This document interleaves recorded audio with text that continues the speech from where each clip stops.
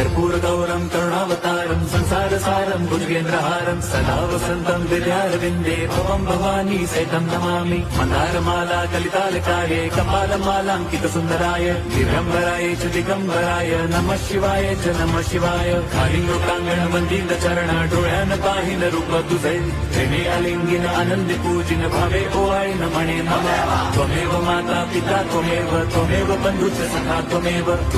विद्या द्रविणं